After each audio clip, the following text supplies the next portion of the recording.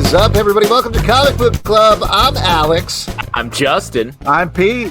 And we are coming to you live from the internet over on Crowdcast, or maybe you're listening to the audio podcast later. Either way, we did have a little bit of trouble with the old YouTube. So maybe if you're watching on YouTube this week. It's YouTube. YouTube's got a problem. It's YouTube's problem. It's Google's problem.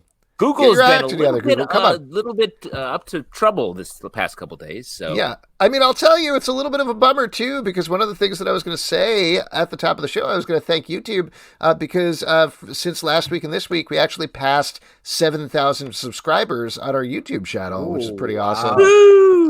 So sorry we couldn't come and tell you that live if you're over on YouTube, but thank you everybody who has followed us over there. You are all awesome. The other thing we should probably mention, I completely forgot about this. I don't know if you guys completely forgot about this. Kevin alerted us about this in the Patreon Slack. December 5th was actually our 14-year anniversary of this show. 14? 14. I thought it was like 85 at this point. It feels that way. Okay. You're aging at a different rate than the rest of us, like how a dog ages faster. Yeah, our first show was December 5th, 2006. I went back and double-checked that just to make sure. We ran 3 shows that month, if I remember correctly. Yes. We're like, well, we'll try this out. We'll see what happens. There's a Tuesday free. And then never look back. No, and we never will. Yes. Very exciting. How did you celebrate the anniversary? What did you guys do on December 5th? Well, as always, I took out my picture of Alex and my picture of Pete. I kissed each of them lightly on the lips and put them back in their lockbox in my basement. In a lockbox. Bob Dole, right? Hey, cool. Al Gore, right. Okay, there we go. I don't know. I'll just say a bunch of stuff. Listen, we've been doing the show for so long, I can just reference anything, and it's in continuity, essentially. I can't believe we've been doing this 14 years? Really? Only almost a decade and a half. That's it. I feel like last year we said 15 or something.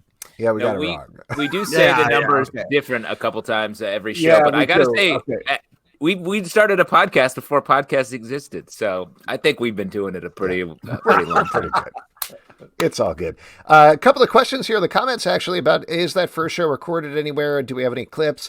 No, we don't, because the first couple of shows, we came up with the idea for the show and then just wanted to try it out in a theater, see how it worked, and kind of got rolling from there. So we weren't really planning on doing it every single week for 14 years, pretty much.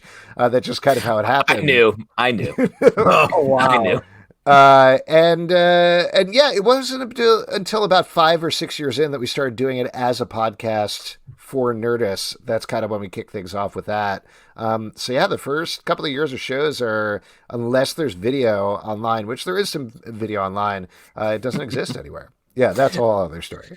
There are, someday in our living memoir, we'll tell the story of the, I want to say, 10-camera live switch experience we had. Hey, man, we got a couch out of that, so it's all good. Yeah. Speaking of couches? Couches, you know who usually sits on couches as guests, and we have 2 amazing guests for you guys today. 2 of our favorite people here. I'm going to try to invite them both in at the same time. They're the creators of the new graphic novel ArkhaManiacs from DC that's come out. Art Baltazar and Franco. You might know them better also as the creator of Tiny Titans. Little Itty Bitty Hellboy, was that what it was, I think? And a couple of other things. They're great. Pete loves talking to them. I'm very excited to chat with them as well. Here's one of them. Hello. Hey, guys, how are you? And we got Franco. How are you guys? Hey, we made it. Yeah. You did it. You made it into the stream. There for a while. Yeah. Yeah. Thank you. It always is. Thank you for your patience. Very excited to chat with you guys about this book. It is awesome and fun as usual. For those who don't know what it is, it's basically your regular adorable take, but all of the Gotham villains are living in an apartment building together, interacting with itty bitty Bruce Wayne. Where did this start? You've obviously done a lot of work with DC, but where did the initial germ of the idea for ArkhaManiacs come from? Oh man, we were talking about this way back in 2008, 2009 when we were working on Tiny Titans. So I forgot how it started, but I think it's just the name. The name happened, and then we were talking about Killer Croc, adding Killer Croc to the Tiny Titans. So it all kind of started from that. Like, we had a pitch way back then, because at the time, Tiny Titans just hit the New York Times bestseller. And so our editor at DC said, come up with more ideas. What else do you have make another pitch, make it like a spin-off or something. So yeah, hurry up and do that. We need money. Make them smaller. Get them smaller. So like what was happening, we had ideas for ArkhaManiacs and Super Pets and the Addams Family and all, like the Adam with his family, the Addams Family. And but we ended up putting all our ideas into Tiny Titans, and so that's where it comes from. It's kind of cool. Yeah, we asked them if we can have all the homicidal maniacs to play with. Yeah. That's always good for kids, I think. Yeah. Do you find we thought it would make a perfect kids book? Going from Tiny Titans to this book, though, just because you are so familiar with the characters, I mean, I think it's a different take by necessity because they're in a different setting, because they're interacting in a different way. But what is it like for you hitting these very familiar characters in different ways, coming at them from different directions? I don't know, man. It feels real natural for me, for us both. This is what Bruce Wayne would do if he was 8 years old, 6, 7, 8 years old. But the characters are I think we have an innate ability to take, grown characters and just be as silly as we can with them. It must be our 5-year-old sensibilities and our sense of humor. Yeah, it feels easy to do. We did that with Itty Bitty Hellboy too, and that was real easy to do. Just take, especially when the guys are large and angry, it's real cool and real fun to make them silly. I have a question. I have a question about how you guys sort of do, because the book is pretty long. Do you come up with sort of the overarching way through all the different the narrative, quote unquote, or do you come up with like, I want to do a bit where Scarecrow is upset in his bedroom? Yeah, that. Yeah. We come up with all just the like gags. one long stream of consciousness type thing, and then we pick out the bits that make us laugh, and that'll go in the book. Yeah, we come up with gags, and weird scenes and stuff, and forever, like the opening scene with Joker walking with rainbows behind him. That's what got the whole book started, and that's actually the first scene that we were thinking of when we wrote this thing.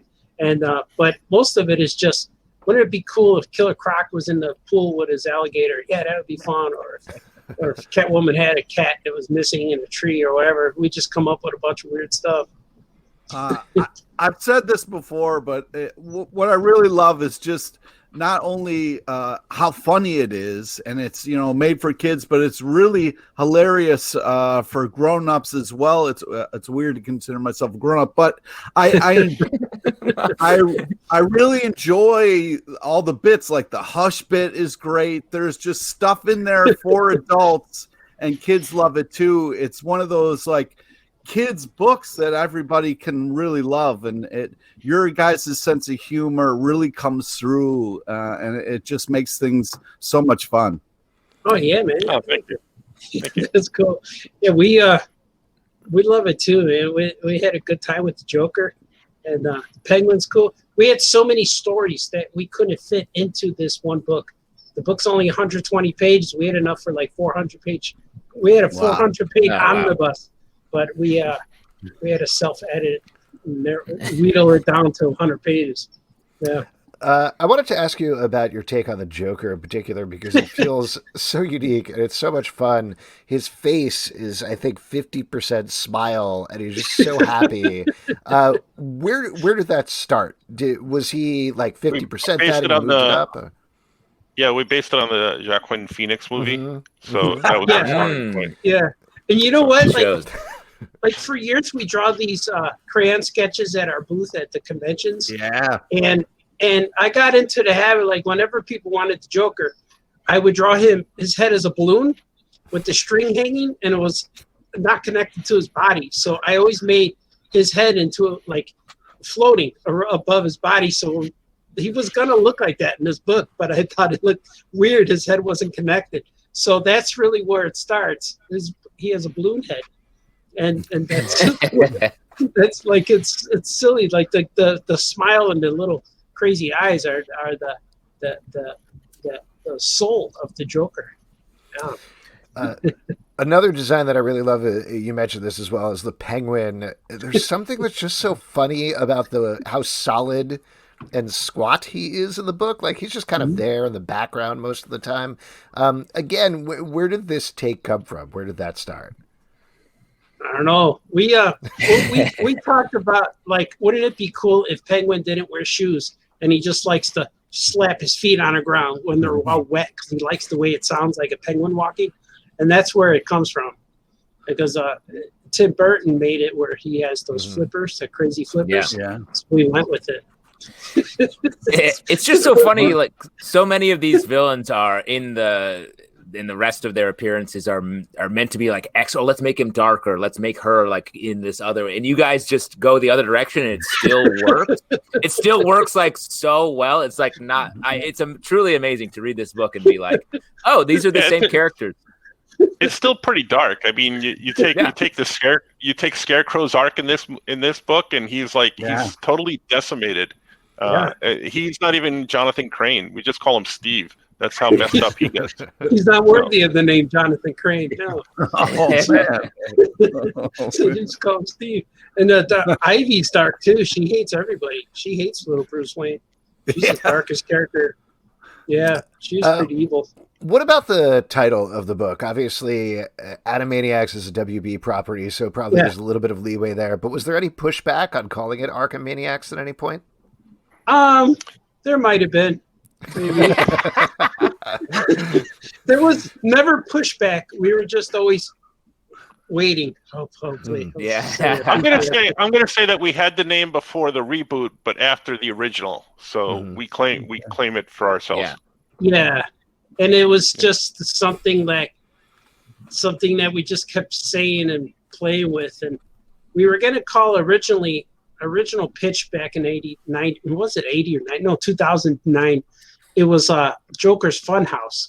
We're like, nah, that's that's generic. That's just like what probably comic book stories call their story. Like, nah, that's not strong enough. So it just came up at ArkhaManiacs. Arkham, what could we do with the M? Yeah. That was at the Maniacs. At this point, you're kind of known as like the little superhero guys, right? Like you've got we're real tall too. We're weird. Guys. You're huge. 6'3", 6'4". Also, you do that in comics. No, so you obviously, like, you're known for Tiny Titans, you're known for Itty Bitty Hellboy, all of these smaller versions of characters. Are there any two questions at the same time, I guess, but are there any that you haven't done yet that you do want to do? And at the same time, is there ever a point that you're like, I want to move out of this? I want to do like gritty, adult, hardcore comic books. I always thought these were gritty. I don't know. I think this is very natural for me. I don't see myself going away from the cartoony. But I would love to work on Superman again. I have a lot more Superman stories within me. It's in my soul. It's thinking of Superman all the time, you know. And Superman is Star Wars, and the Hulk. I like the Hulk too. Yeah. But Superman, I got tons of stories. I know I got good stories for good movies too. Yeah, I want to do Sandman and House of Mysteries and Swamp Thing. Everything dark. I want to do. Franco's a tortured soul. He needs to release it. Yeah. You could definitely do some sort of Little Dreaming or something like that, right? That'd be cool. Yeah. Yeah. He'd be asleep the whole comic, 24 pages. I could do a Death comic. That little girl Death in his universe. Oh, yeah, that'd be fun too. She had a dragon too, maybe. Now we kind of bumped it a little bit over on YouTube today, but we do have a question there in the comments anyway. Anthony Latch says, for you guys, any ghost stories coming up tonight? Ooh, I know. Yeah, well, maybe we'll get to them another podcast. We do that on our podcast. We always post a question and tell people that we're gonna do ghost stories, but we always run out of time because we have so much other things to talk about. So yeah, maybe at the end we'll tell a ghost story. Yeah. So he's a listener for our podcast. Just any ghost story or a personal ghost story? We have personal ones. Yeah, I have lots of. I have many Yeah. personal ones. Yeah, Okay. Visions. I've seen things, experienced things. But we'll get into it probably around Halloween. And I'm the dark one. Yeah. But they like me. They accept me. They follow me around. There he is. He doesn't deny us. He doesn't run away. But that's the weirdest. The weirdest thing you could do is acknowledge the ghost, because then they'll stay. But if you don't acknowledge them, they're like, well, let's try this. maybe It's the same thing with pigeons. You don't feed pigeons, and you don't acknowledge ghosts. And squirrels. Don't feed squirrels. Right, either. and squirrels. Exactly. They're nuts. Yeah. They are nuts. Oh boy. Now that you have ArkhaManiacs out and people can check it out, what is next for you guys? Oh. We're doing some stuff for secret things for DC Comics that they didn't announce yet. But I'm working on a series of Super Pet books. They're just starting to hit the stores. The first 4 made it out to the stores about a week, maybe a month ago. And I think I'm working on 12 or 15 of them all together. Maybe. I forget. I work on 4 at a time, so I forget where I'm at now. But I'm drawing all the characters. Aquaman's pets, Flash pets, Batman's pets, Superman's, Supergirl's. So I know there's a Backhouse book coming up, so I can't wait. I mean, on that note, which member of the DC universe has the best pet family? Probably Batman. Yeah. You got Ace, Robin, Backhouse. If you put Backhouse in anywhere, that's it. The Backhouse. Yeah. He's got a man bat as a pet. He's got a man bat. Yeah, he does. That's a fun bit that you guys have in this book. Oh, Manny? Yeah, Manny. Manny's great. If you read it, Manny talks like this. Hey, how you doing? So when they open the door and Manny goes, hey, close the door. Sorry, it's all right. He even says that's all right. Yeah, it's all right. That's a great line. I love that. We keep hoping they'll ask us to do the audio version of it, an audio book version. But that would be fun. And Manny talks real fast. You want a costume? Hey, you need a costume, don't you? Yeah, I can make a costume. He talks real fast. You like bats? I like bats. Come on, dress up like a bat. Yeah, he's real cool. I can't even talk as fast as he talks. Yeah. Franco, anything you want to plug that you got coming up? Yeah, we're always working on comic stuff, so you can find that over on Comixology, and we are working on a couple more super secret DC books. One we're working on together, and one I'm working on without him, because I couldn't stand working with him anymore until the next project. I feel so. Dark and dirty. Yeah, it was too dark. So I'm real excited, but they take a while to work on. So I've been working on it for 10 years, but I can't talk about it yet. Oh yeah, that's true. I've been working on a lot of indie stuff with other publishers, like with Paper Cuts, with Gilbert, it's a little merman creature, and Drew and Jot with Boom Studios. So we're spreading our wings, DC Comics and indie stuff and other publishers. So there's so much to be done, so little time. Yeah, awesome. We thank the universe for the pandemic. Gives us time to stay home and draw. Yeah, honestly, I think the pandemic is the best thing that's happened to all of us. Yeah, it has. Yes. Yeah, and I'm the dark one. God. Yeah. Guys, thank you so much for coming on the show. Congratulations on the book. It's a ton of fun. Great seeing you guys. Good seeing you again. Thanks, guys. Great to see Yeah, you. man. Right. I can't wait to smell Pete again. Later. Last time you interviewed us, we were smelling your hair because you came up to here on us, and we rested our chin on. I remember that. He's like, "You smell good." Yeah, I remember that. Man, will he still smell good after all this? I guess we'll find out. We all see each other again. Pandemic. He's like, no. Have a good night, guys. You guys are awesome. Later. Okay, bye-bye. You too. All right. Oh my God. Wow. I just want to say, that's one of the tough things about, not being able to go to cons and stuff. Like, those guys were such a staple at a Comic-Con and Artist Alley. I mean, they're bigger than life. They have these giant, cool booths, and they stand out, and they're just so much fun to talk to, and it really comes through in their work. And I'm just so happy that they're doing well. Major staples of the Pete Street Beat. When we were for back sure. in our con days. You got Art Baltazar. you got Franco, you got a roast beef sandwich on the side somewhere, some ribs, all the good stuff. Yep, a casual fist fight with Rick Remender coming soon to this podcast in January. Very exciting. Also coming to this podcast is my favorite section. It's your audience questions. And for your audience questions, all you got to do is drop a question and ask a question here on Crowdcast. But actually, before we do, I wanted to start off with something that we got in the old email box. Good. The old email box. That's what you were checking on, Pete? Yeah. I forgot to read this last week, so. Yeah, I just want to make sure you remember this time. And that's how you've fallen on hard times ever since. Yeah. I've completely lost it. This is a good letter we got from Melissa over at comicbookclublive@gmail.com. She says, I don't know if you guys will read this, but worth a shot. First off, I love you guys in the show. I love all the content. As a major comic book collector, I can't go a week without the stack. Anyway, I know this is your show, and my opinion really isn't worth anything, especially since you are free to put whatever content you want on your show. But as a longtime listener, I just wanted to let you know I come to your show as an escape from the crap of the world and haven't really loved hearing political talk from the one place I really look to grow my hobby.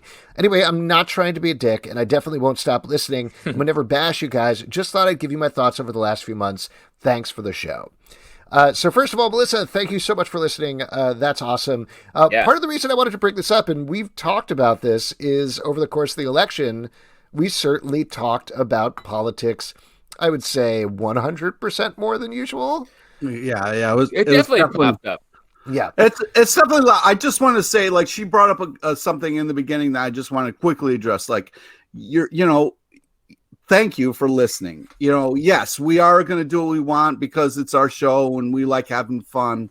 And your opinion does matter. So thank you for sending that in. That's kind of why we read it. We don't want it to seem like your guys' opinions don't matter. When you send us thoughts, we appreciate the fact that you're taking time. Mm-hmm. Yeah, just, it's just one of those things where at the end of, and I'm just speaking for myself, at the end of the day, I got to feel good about what we're doing, how we're doing it, and that kind of thing. So if you're putting something out there, also, we got to try to do some things that we want to do and some things that we want to say. So if that upsets you or if that rubs you the wrong way, that's not what we're trying to do. We're just trying to also kind of, be able to sleep at night, I guess is what I'm saying. But go ahead, guys. I feel like that was just the tension was ratcheting up around politics. And in the same way that listeners maybe come to this podcast as a relief, I think it's a little bit of a release for us as well. Mm-hmm. So I do think that it aired. And I like in an absence of doing live comedy shows where I personally would go and be able to be like, this is all, the world is pretty crazy. Coming here is that a little bit. So, I appreciate that comment. And honestly, I don't like talking politics all the time. I just like reading it all the time. Yeah, I think when it kind of hit right in the middle of what you guys are talking about. It was impossible not to talk about it the last couple of months. I think anybody would be derelict in their duty to not discuss it in some way. But at the same time, like Justin is saying, I certainly look at the show and look at comics as a respite. We try to make the show as fun and upbeat as possible. We certainly don't spend a lot of time forgetting about politics, but we don't talk about the comic book industry politics that much. That's not the thing that we're into. Oh man, can you imagine? Well, yeah. We like to lift up the things that we like. We don't like to push down the things that we think are bad. And that's something that we've done for the past 14 years. So that's always been part and parcel of the show. And I think that goes the same thing for real world issues as well, that if they don't come up, we don't necessarily need to bring them up. But at the same time, it's always going to tie into comic books, and the best comic books are going to reflect the time we're in some way. They're going to have something to say about it. So, of course, we're going to discuss those things then. And I think in the same way that we are trying to make this a space where people can have fun and hopefully laugh, like at this very funny discussion that we're having right now, I also think that we would be derelict in our duty to not bring up themes that are inherent in something and talk about things and what they mean to us. That's 100% true. But we should take this moment to announce Pete's mayoral run for the mayor of Philadelphia. Or sorry, the Philly cheese. You're becoming the mayor of Philly cheese. That's right. That's a big difference. Mayor McCheese, but for Philly cheese. Yeah, didn't you? Right. Sorry, I think you're actually wrong about that. He got invited to a Willy Wonka style thing, but at the Philadelphia cream cheese factory. Cream cheese. Yeah, that'll be fun. I love that stuff. But what are you guys drinking? Oh, great question. I got tired of fancy cocktails, and I haven't had a beer. Well, no, I'm still going to drink them. Don't worry. But I haven't had a beer in weeks, so I just got myself a nice Goose Island IPA. That's it. All right. Alex is back. The got the holiday. Beer. I'm ready to drink beer, go in the woods. That's what men do. No, the seasonal beer plague is over for the time being. No, I'm going to get Christmas beers. No. What's up with the Hanukkah? Where's the Hanukkah beer? Yeah, happy Hanukkah. I mean, that's a really good anti-Semitic question. Is that you were drinking Christmas beer? What do they beer? taste like? Potatoes? Like latkes, Justin? Tastes like candles? What are you saying? Come on. You're talking about drinking Christmas beer. I'm just asking no, if there's I would love an a Hanukkah beer. That would be really nice. So what does it taste like? Potatoes? Huh? Just sort of potato beer. I don't know. Maybe it tastes like there's a little apple and sour cream in it. I don't know. I mean, that would be good. At least I would appreciate that more than like a nutmeg flavor. The Christmas flavor profile, I don't agree with. And so that's why I'm curious about the Hanukkah. Oh, Kevin says souffleur, which ball. is jelly donuts. That actually makes a lot more sense for beer than potatoes and sour cream. Sour cream. I like sour cream and everything. I'm drinking Sea Quench Ale, a session sour from Dogfish Head, which is probably the closest to one of Alex's little spice rack beers that I would drink. What about you, Pete? What airline fuel you're drinking tonight? I'm drinking a nice little concoction of rum, Windex, and one ice cube. And some vitamin water. It's lovely. Yeah, Windex and an ice cube is called my big fat Greek wedding. Wow. Yeah, Pete, I was yelling over you saying what your main alcohol was. Rum? It's rum and some XXX vitamin water and XXX, dog. Wow. Yeah. A little pamplemousse as well. Man, have you tried XXX State of the Union water? Because that's not as good. It's a little worse. Yeah. Hey, I watched that movie a bunch of times. Did you? No Did doubt. You watch No XXX, The Death of Xander Cage? Mm-hmm.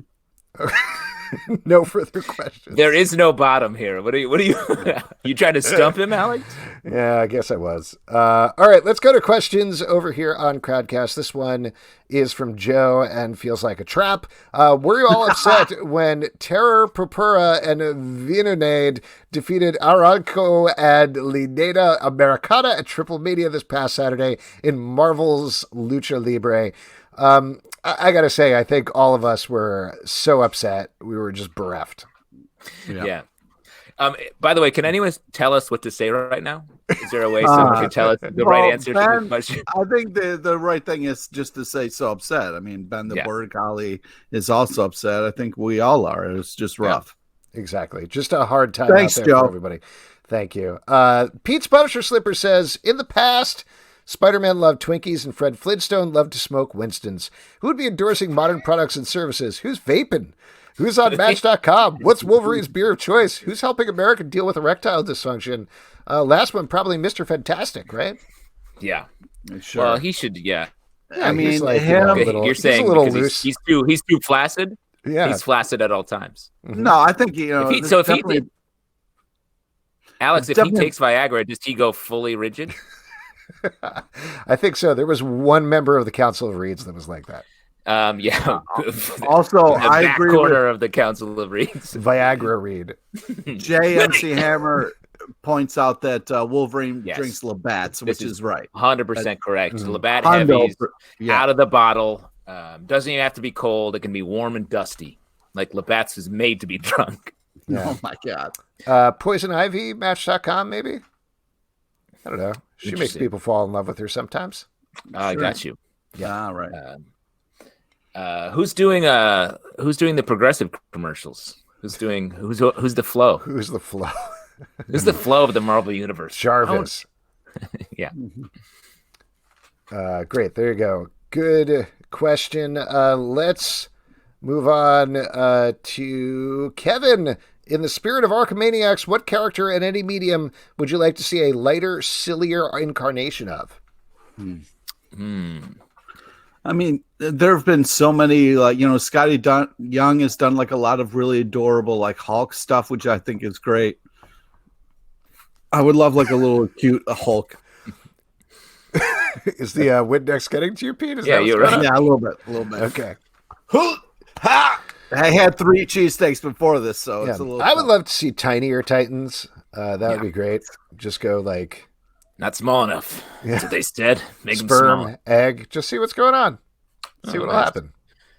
Oh, I'm sorry that I explained human reproduction, Pete. Yeah. Wait, what'd you call? Yeah. I messed up. Got nervous at the end there. I did. I would like to see a more lighthearted version of I had an answer and now I just forgot. That person is Speedball, who's a fun one. I don't know. I mean, we talk a lot about getting more fun back into Batman, Bruce Wayne. I'd be curious if that take would work in the ever darkening version of the DC universe or the comics universe. Sure. Cool. Great. Thanks for picking it up, Pete. Cool. Good question. Here we go. This is from Ben the Border Collie. Anyone other than me want to see Hickman somehow work X Babies into his run? That would be awesome. Okay. X Babies, Muppet Babies crossover type thing, Wait, so Pete, you've been very anti X-Men and Hickman's X-Men in particular, but you would still want to see the X Babies show up on Krakoa? Might as well. You know what I mean? Yeah. Wow. I mean, there's so much fucking on that island. There's going to be just a truckload of babies showing up anyway. A truckload. Yeah. Maybe you do need a lesson on human reproduction. Reproduction. The X Babies are for me part of the Mojo world, and that would feel maybe they have to go rescue them, but they're a weird. Unless the X-Men are visiting them, I think it gets pretty weird when they're hanging out on Earth. Yeah, it does feel like something just because Nanny is hanging around that you could fit it in somehow, potentially. But yeah, I agree with you. It's something that doesn't really fit in with the more adult nature of X-Men right now, even though they're super fun. And correct me on if I'm wrong, but they're not. Are they mutants? Are they clones? They're not standalone people, not right? They were created. That's a good question. They were created for television, I think. Yeah. Though there were times when everybody was de-aged, right? I feel like there's been multiple takes on the X Babies. Yeah, I guess I'm talking about the actual X Babies from that were like it was like a Mojo created TV show to get more ratings. Josh has a great question here in the comments. Are we delving into what is sentience? Pete, do you want to take this one real quick? Yeah, no problem. Okay, so a sentence isn't real until you put a period on the end. Otherwise, it's just a thought. Wow. It's just hanging there. All right, so you've got to put that period on or some kind of exclamation point to let us know that's a full sentence. Mm-hmm. Nice. That's a full sentence. Absolutely. Yeah. This from Edward Doherty. DC published a few weird production errors this week. Color errors and proof margins. What's the craziest production errors you can recall seeing printed? I remember a DC, it was a Green Lantern book where the floating heads with nightgowns had like I guess the colorist wanted to do a joke with the writer because they had like a college logo on it, like a football college thing, and they it snuck it by and it got it to print, and I was like, woohoo, that's not supposed to be there. Yeah, over on the Marvel end of things, there was this series called Civil War II. Wow. Alex with a sick burn. Was that the series that made you like fully ranted? No. I actually was fine with Civil War II. Secret Wars. Secret War, the reboot one. That was the one that broke me. Yeah. That was a crazy. If you guys want to hear Alex, truly, we were podcasting that then. Alex really lost it. And honestly, I thought you were going to be done with comics. You sort of swore off comics for a while. I definitely swore off reading Secret War. And it's been one of those things that over the year, I've heard from many people that it's actually pretty good once you get past that first issue.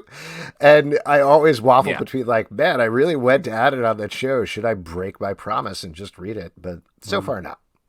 Nice. Wow. You did go hard. I don't have any printing errors. Maybe an extra staple. That's pretty bad. But I do always look for the background, what the artist is jamming in on graffiti and random stuff like that. I love seeing, when I was younger, especially seeing like a They Might Be Giants reference in the background of a comic, because I was like, it me. Yeah. This from Josh. What's a comic book trope that you think is getting stale? Like old man-isms or whatever. Superheroes. Conversely, what's an old, tired, broken trope you just love? A trope that works every time on me is like a Western trope adventure for a character. Like we've seen it so many times. It's like the standard. The Mandalorian is another example where it's like, oh, I see what they're doing, but it's like, oh, I like this. I still like this.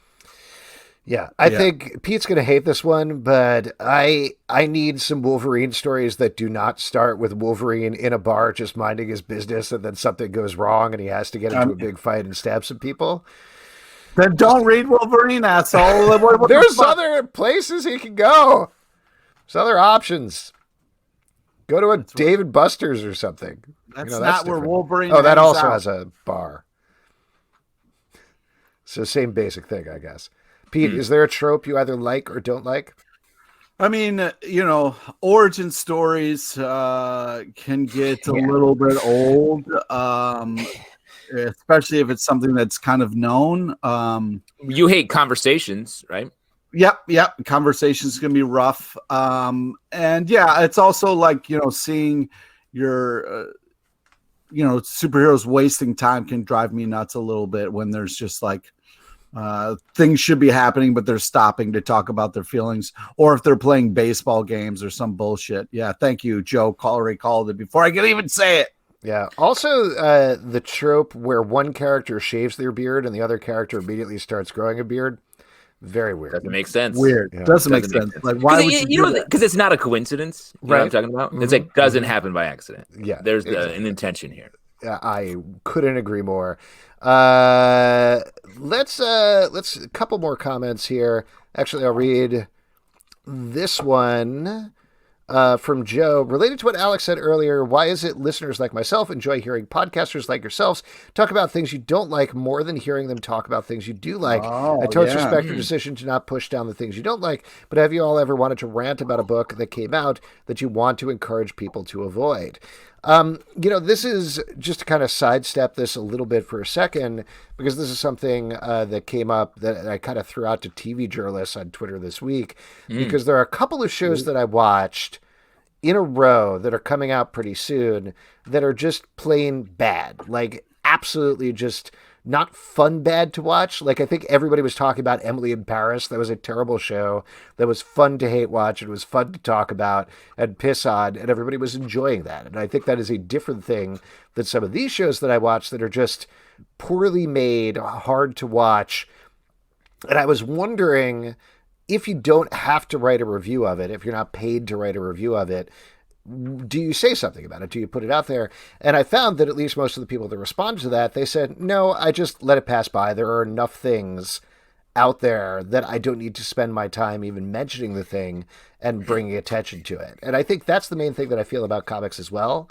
If it's bad, I don't really want to give it the time of day. Like, I don't think it adds anything to the conversation. And there's certainly enough good things to talk about that I'd personally rather lift those up and elevate them. Yeah, I mean, I think the worst thing you can do now is ignore something, because like a show like Emily in Paris got another season. It was hugely successful because everyone was talking about it. So the way to pan a show is to say. And back on the question, like the comics that I'm like, oh, I'm so mad about this. Mostly I'm like, oh, this just wasn't very exciting. I feel like I have two speeds. This just wasn't very exciting. And then like, this is great. This was really interesting and unique. And that it's very, very rare for me to be like, I can't believe this happened. I'm so mad.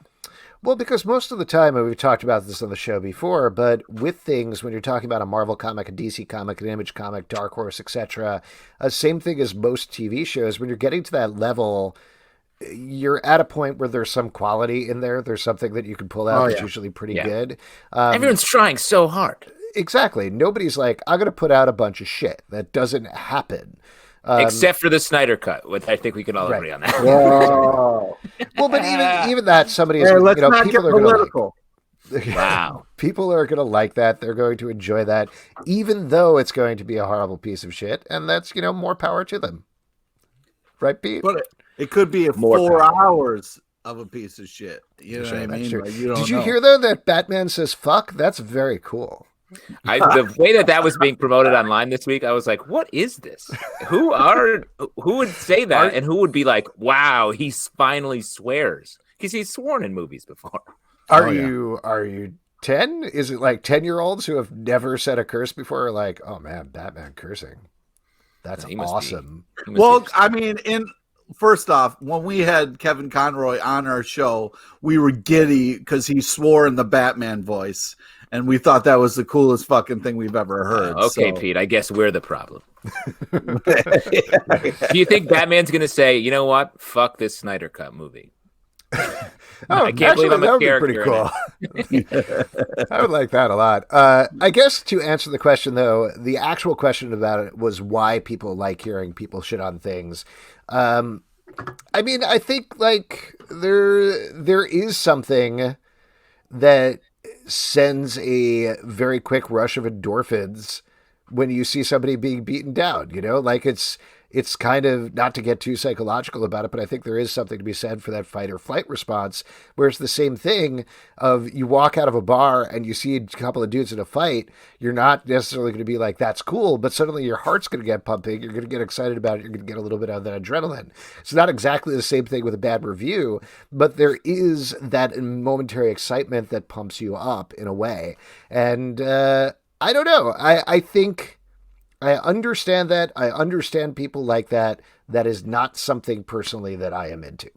Okay, Alex, so just real quick, when you walk outside of a bar and you see a fight, pioneers, you don't say cool. You aren't like, oh man, cool.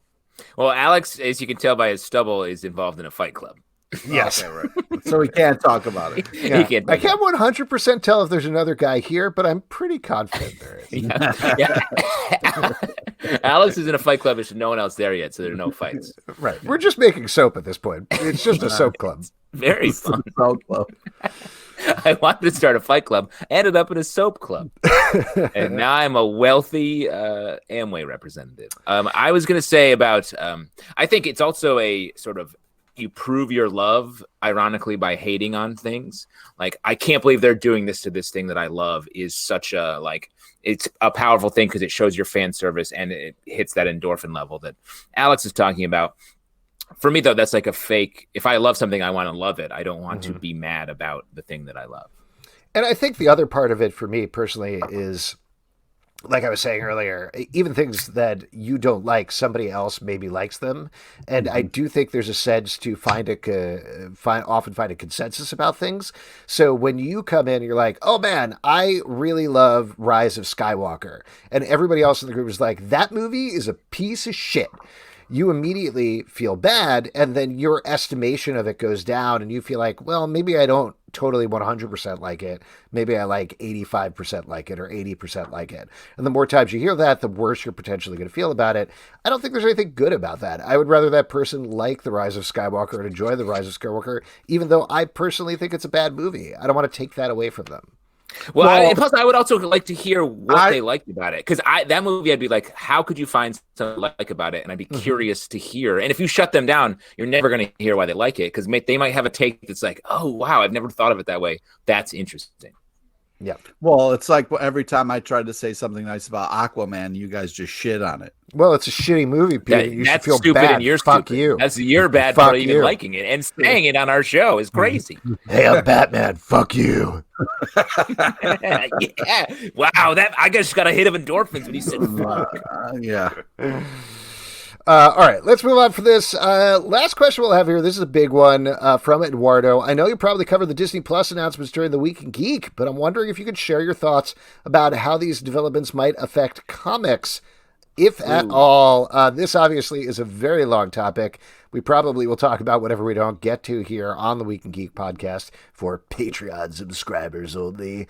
But let's chat about this, because this is the big thing last week. Thursday night, in case you missed it, there was the Disney investor call where they plumped down absolutely everything. Oh, it was too much. You can't do that to me. It's too much. You can't do all of that at once. The thing that I kept thinking about is it was like they had this content hose that somebody had their finger on all year long because they couldn't release anything. They couldn't announce anything. And then on that day, they were like, take that finger off. And it just starts spraying everywhere. And that's basically what it went on. Yes. It was too much. It was too much for everybody. It was, I guess, what they needed to do. They made a huge splash, but it was impossible to cover from a media perspective. It was too much for fans. It was probably too much for investors who were like, I don't know what this is. I just like money. So it was a lot, but you were doing a production of a Mickey Mouse as well as an investor. I invest in this company. That's when you have that much money. That's how you start to sound. Yeah. I'm a majority shareholder. Oh wow. Oh man.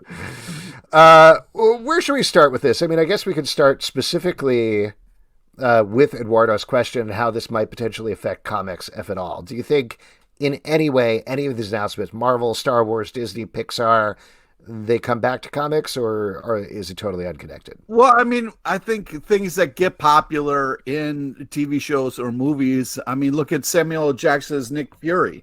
You know, that came back and changed how Nick Fury looks in the comics. So I think that, like, if something blows the fuck up and becomes very popular, it can then turn around and affects the comics, even if it's like a Marvel TV show or whatever. So I think, it does can come back around. And what's nice about it is if a good idea can inform other things, just like Batman the Animated Series, kind of, you know, Harley Quinn and all those kind of great stuff that we got out of that.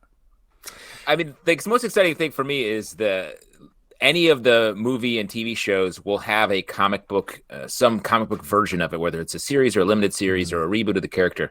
And so that's exciting. Like the fact that we are aware of getting these characters in the comic world a little bit more in focus will be fun. I do hope this, particularly with the Disney Plus series, like we haven't really seen it with the movies where people go to the movies and they're like, yes, got to go to the comic book shop, read this stuff. That hasn't really necessarily happened, but the Disney Plus series in particular looks so clearly drawn off the comic books. I mean, we've talked about this incessantly, but WandaVision, even though it's a different focus, it's basically Tom King and Mitch Gerard's Vision series. Yeah. Then you go over to Falcon and the Winter Soldier.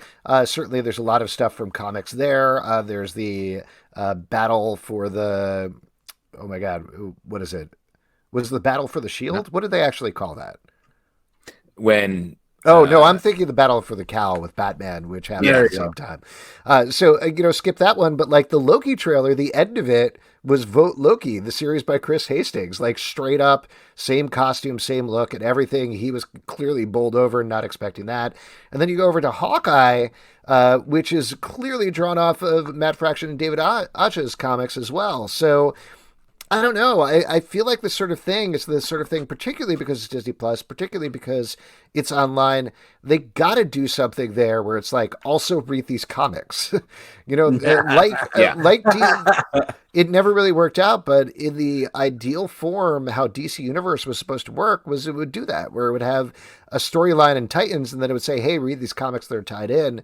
I wish, I don't know if they would, but I wish they would figure out some way of doing it at Disney Plus just because they're so particularly drawn. And beyond that, I really hope those writers are getting some sort of credit other than, hey, this is cool, because they're like straight up right out of the books at this point. Yeah. Yeah. But in general, that was a very exciting, to use your very sort of sexual metaphor for it, Alex. It was a great spray of content. Yeah. And it was super exciting to like our UK Twitter. And then Cody, I believe, was posting it in our Slack. I was like, oh. Yeah, it was just too much content. Like trying to tweet it, trying to keep track of it and everything was absolutely insane. Should we talk about any of the announcements at all? Pete, do you want to chat through any of this stuff? Or should we save that for Week in Geek? It's up to you guys if you want to kind of save it or whatever, but it was just when there's that much stuff, your kind of brain just shuts down and can't kind of keep processing. At least that's what I felt, where it was just too much information. Well, it's wild that there were so many announcements and so many fun things for fans of Marvel, fans of Star Wars, and everything else, that it got to a point where I think my favorite announcement, the thing that I was most excited about, was during the FX presentation. They announced that Noah Hawley is doing an Alien series set on Earth for FX, which sounds fucking awesome. Yeah. And by the time we got midway through the presentation, I was like, oh, right, that's happening. I totally forgot about that. By the end of the presentation, I completely forgot about it for several hours because there were so many other things. And that was like my number one thing up there. But there was so much, there was no way of keeping it all in your brain, which is wild. Yeah. It just kind of shuts it all down. Did you have a favorite announcement, though, out of everything? I don't even know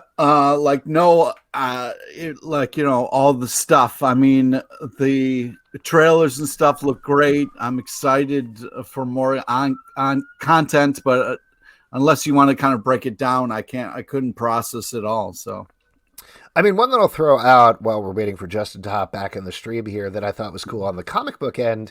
I'm a little concerned about the show just because of the footage. There wasn't like a lot of footage that they showed off, but the Miss Marvel sizzle reel had Sana Amanat in there. They talked about the comics. They showed off the comics.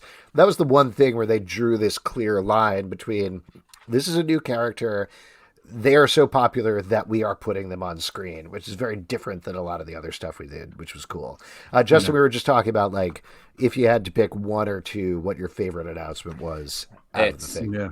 It's so hard to remember them all because it was just like excitement hit. And it's also like, I feel like it led to like a little bit of a stress. Maybe this is what you were talking about, Pete, where it's just like, oh God. But it kept reminding myself, oh, this is over the next like many years. So there will be an initial glut, and then it'll be like slow, like back to normal, basically. Well, if you look at the schedule, at least to your point, in terms of like glut initially, you got WandaVision coming on January 15th. All the shows are about 6 episodes long, so you got that going. Then you got Falcon and the Winter Soldier coming in March, so there's probably like a 2-week break there. Then you have Loki coming in May, probably after Black Widow, as long as theaters are open. So you probably got like a 2-week break right there. But it seems like the goal is to go with little breaks here and there, essentially Marvel TV shows all year long, which is a lot. I mean, my faves, I guess, the What If trailer that dropped, I thought was really cool. Oh, yeah, that was really cool. Very excited for that. Very excited for She-Hulk. As well as Moon Knight. I think those are going to be good. And those are some of the characters I'm excited to get back into the comic world. I know Moon Knight's been sort of in and out. Same with She-Hulk. Like, to get both of them, that would be great. Some of the ones where I was like, what? Like Armor Wars? I was like, wow, wild. And also excited for the Ironheart series. Yeah, that both of those to me feel like, hey, we don't have Robert Downey Jr. anymore. Let's keep this area of the universe open a little bit, which is cool to me. Yeah. I wanted to let's turn over and talk about the Star Wars thing a little bit, because the other thing that not freaked me out, but I kind of freaked out about a little bit was Hayden Christensen coming back for the Obi-Wan Kenobi series. That's wild. Yeah. Because like, who wants it? Is it just going to be him yelling in the armor? No, still throughout would be fun. I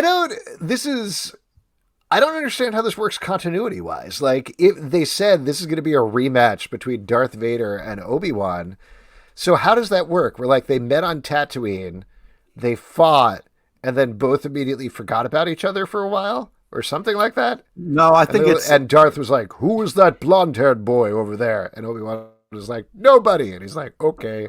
I think it's after they're all dead, they're just ghost fighting. You know what I mean? Well, I mean, how does it even? Because not to get too deep into this, but I guess the idea is Obi-Wan would have never known that he became Darth Vader. That's a secret from him, right? Is it? I don't know. That's I the don't only way think it makes so. sense. That's the only way it makes sense. No, because doesn't he go up to him and they fight and he knows? Does he I don't say I'm Darth Vader? I don't He know. wouldn't. He never saw the armor. No, he never saw the armor. But anyway, the idea, maybe it's a game of cat and mouse a little bit Mm-hmm. with Darth pursuing Obi-Wan, or there's like that. I think it's fine as far as having another fight. That seems crazy to me and actively damaging their content and my brain. Well, and then to move over to some of the other stuff, there was also the things that tie into Mandalorian. They're doing Mandalorian Season 3. They're also doing an Ahsoka show starring Rosario Dawson. And they're also going to be doing, what is it called? Rangers of the New Republic, which we don't know anything about at this point. Yes. Yeah, that's do you feel like...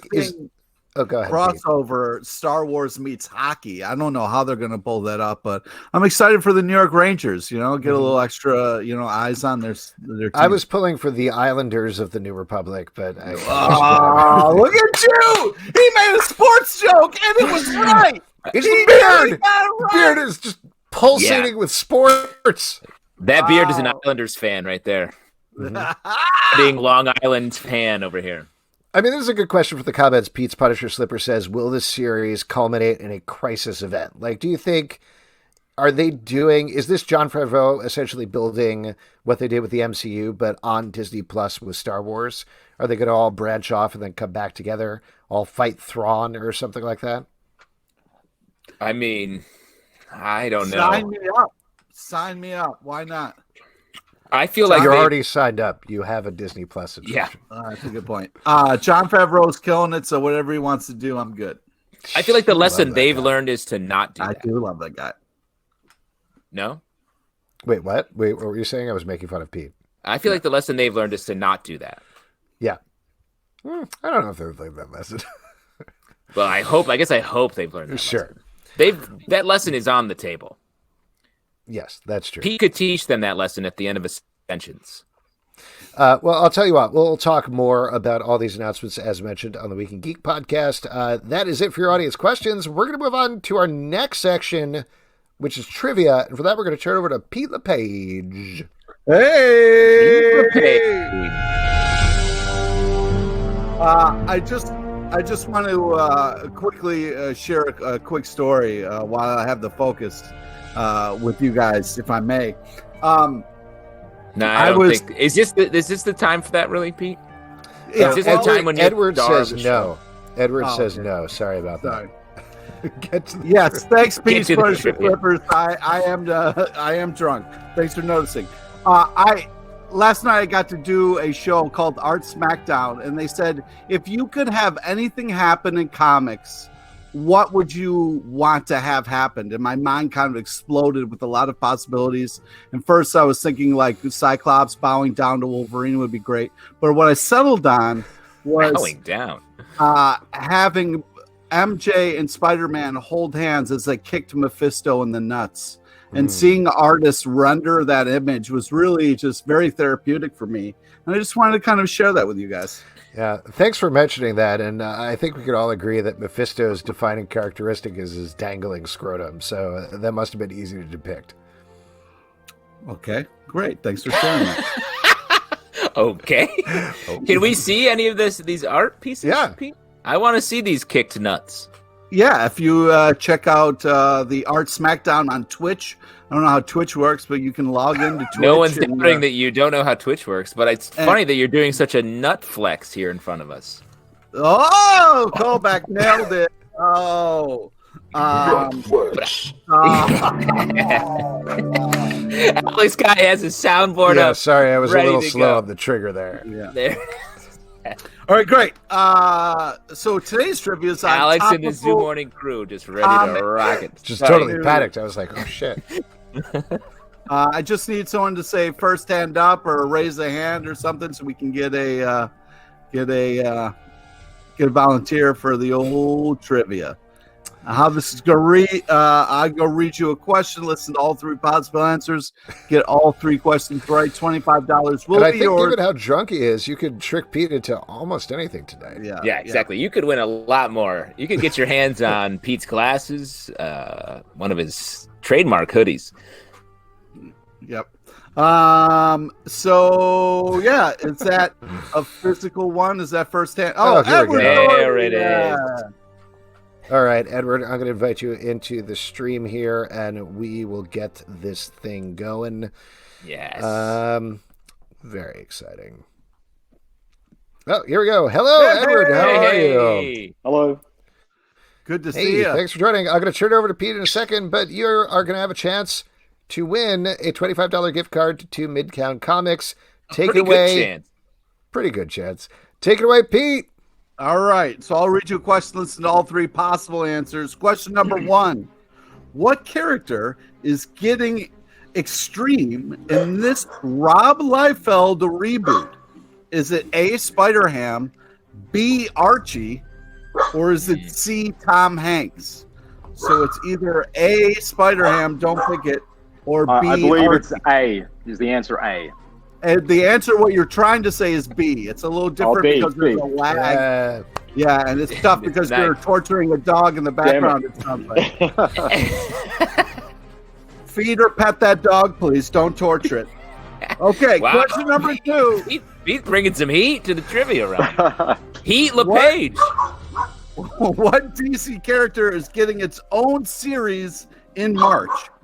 Is it A, Riddler, B, Joker, or C, Catherine O'Hara? So it's either A, don't pick it, or it's B if you would like to continue. So it's B again. It is B again. Yeah. This If you would isn't like the to usual continue. pattern, Pete. Yeah, I know. I'm trying to switch things up because people have noticed my pattern. All I right. think just keep the pattern. Here we go. Question, last one. Who is saying their King in Black one-shot out December 16th goes full Christmas? Is it A, Al Ewing, B, Greg Pak, or C, Bonnie Raitt? So it's either A, and $25 will be yours, or you could be completely wrong. A. Yeah, Al Ewing. Nice. Woo! Wonderful. Great job. You won a $25 gift card to Midtown Comics. Shoot us an email at comicbookclublive@gmail.com. Edward, leave that dog alone. Great to see those baby blues, Ed. All right. Have a good night. Thanks, boys. Bye. Bye. All right. And what was your secret Robin Williams movie, Pete? Okay, so it's a TV movie, but it still counts. And it's the Ruddles 2 Can't Buy Me Lunch. There we go. God. Pete, you are out of gas. Yes. You know what, Alex? I think we got to put a stop to this. It's over. Come on. Choose somebody new. Choose somebody new. No, we're Just voting. We're finally putting our 2/3 vote power block here into effect. That all said, I'm also voting for new comics that are coming out tomorrow, unless they're DC comics, in which case they come out today. But what are you guys looking forward to, Pete? Once in Future, number 14. Also, the mentioned Al Ewing Christmas Hulk book was really delightful. Yeah, or will be. We don't know. Yeah. Will be delightful in the future. Will be delightful. What about you, Justin? What are you looking forward to? Well, as the only real lock and key on the podcast, I guess I have to give it up for Lock and Key number 3 coming out. Pale Battalion's number 3 coming out tomorrow. Very excited to check that out. It's so great to have new Lock and Key on the stands. And I want to give another shout out to Black Cat number 1 over at Marvel. I really love this series that Jed McKay was doing for a while, and it's back with this King in Black tie-in, and hopefully they'll get to continue it beyond. I'm looking forward to New Mutants number 14. This is the first issue written by Vita Ayala. Big fan of them. Big fan of New Mutants. And it's kicking off the Wild Hunt, which is something that's been teased for a while. So that should be pretty cool. All of those titles are going to be reviewed in our Stack podcast that's coming out tomorrow, both in the Comic Book Club feed and also in its own Stack feed. So definitely check it out. And that is it for our show, everybody. Couple of things to plug before we go. Thank you to our guests, Art Baltazar and Franco. Check out ArkhaManiacs from DC right now. Next week on the show, we're going to have a big one for you. Rich Duack is going to be here to talk about IDW Sea of Sorrow, which is very cool if you haven't checked it out. Also, Philip Kennedy Johnson is going to be here just announced he's writing Marvel's Alien title. So he's going to talk all about that. Also has a DC announcement that should be out by then. So teasing that up, but that should be a big one as well. So that should be exciting stuff. Also, Chilling Podcast of Sabrina, our Chilling Adventures of Sabrina podcast, is almost back, coming back on December 31st. Umbrella Podcademy, our Umbrella Academy podcast. We're taking a little break while we're getting ahead of stuff, but we will get back to that as well. Eventually. Patreon.com/Comic Book Club to support the show and other shows we do. iTunes, Android, Spotify, Stitcher, or the app of your choice to subscribe and listen at Comic Book Live on Twitter. ComicBookClubLive.com for this podcast and many more. Until next time, thanks for watching. Good night. Good night, guys. We'll see you next time. Bye now. Occasionally they'll let our special guest speak. So grab your written hello.